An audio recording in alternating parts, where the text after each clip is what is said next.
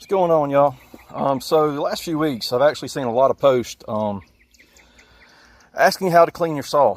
And I, for one, I don't like the idea of just blasting a chainsaw with a pressure washer and gallons and gallons and gallons of water, especially these new electronic ones. You never know what could happen there. So I've told a few people about this, and it hasn't been a secret, but it kind of has been for me anyways. But I just got through putting some super clean on this 461 and figured I'd make a video of it. So what I'll do is I've got this $60 high pressure steam cleaner on Amazon. What I'll do is give it a 5-minute soak down with super clean, go get some water, put water in it, and then after that give that super clean, like I said, about 5 minutes to sit in, and then here we go. I'm gonna let y'all watch me do it. Bear with me, I'm gonna try to get this phone set up where y'all can see it. I don't really have a pod over here, so I'm gonna just try to make it work. So y'all bear with me. Let's see if that'll work. Come on. You gonna stay? All right, let's see. There we go. Actually, that'll work pretty good. So I'll zoom in a little bit so you can actually see what I'm doing. And here we go. So it's got multiple different intensities. I go to level 2, and then it takes, well, you'll see, it takes about 30 seconds for it to get ready to go. It'll prime itself, rabbit piss a little bit of water out. Y'all hear it pumping? And then it'll piss a little water out, and then it'll turn into a high pressure steam. And then all I do is just like this.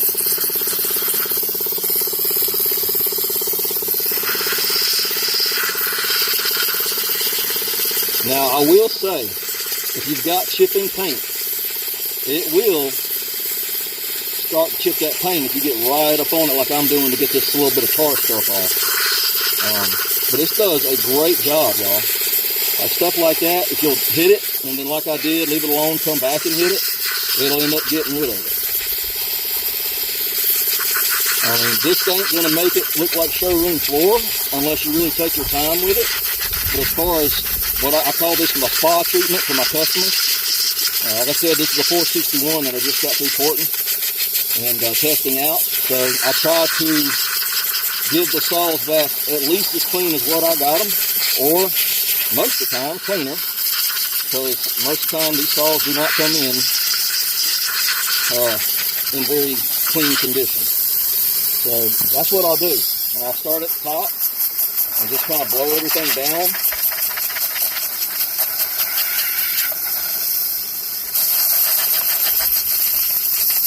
Now, if you have faded plastics, if you really get close with the steam, it will leave like traces, but that's easily fixable as well.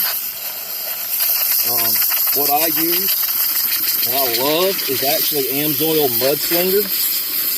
You can wipe your saw down with that, and it looks fantastic. It really brings the shine out. Like I said, pretty much every saw that I do gets this treatment, unless I'm in a rush to get it shipped back and it's pouring down rain. And like I said, I'm not trying to get this thing spotless, but I want to try to get it at least as good as it was whenever I got it. But most of the time, it's better. Because of the steam, it really does help eat through like bar oil and stuff like that. But yeah, I mean, y'all can see it. It really does a good job.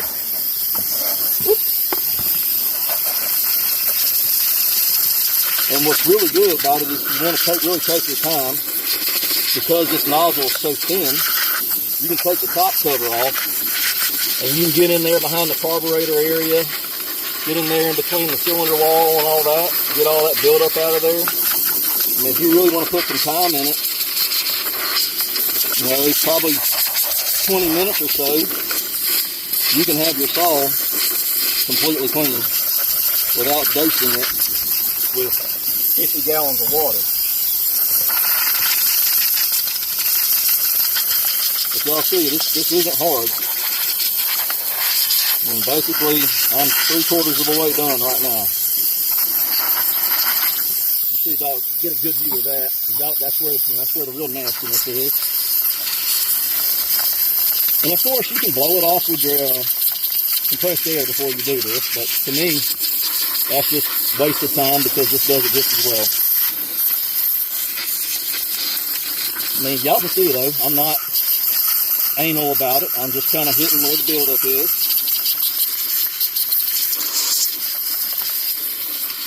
And it does a good job. I'll try to get everything, bulk visually that I can see. And usually by the time I'm done with it, it's going to be at least as clean as what it was when I got it, if not cleaner. You can also get down in here behind the clutch if you want to take the clutch off and get all that crap out of it. The little bit of water that this is using is not going to hurt a damn thing.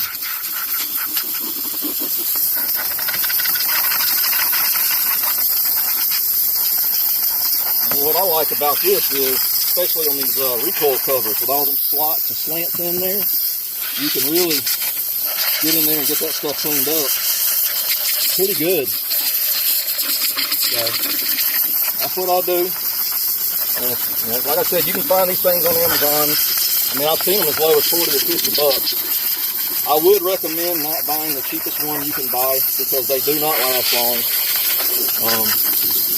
This one, actually, I think I paid like $60-something for it, and I've had it for well over a year. And I guarantee you, I've cleaned 100 saws with it.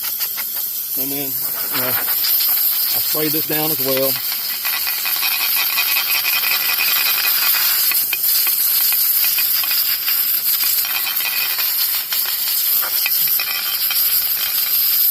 It's definitely a lifesaver for me because it's not multiple steps to get something clean. I can do everything I need to do with this and be done with it in about as long as this video is. Honestly, probably faster because I'm not concentrating on trying to make a good clean video. But it's simple, it's easy. I mean, is it as fast as a pressure washer? Well, maybe not, but like I said, you're also not dumping 50 friggin' gallons of water on this saw. And this does plenty good, as you can see. So that's basically it. I mean, like I said, if you wanted to do a full cleanup, you can take the top cover off and get in there and get all that extra. But this is what I do, and I hope it helps y'all. Y'all take care. God bless.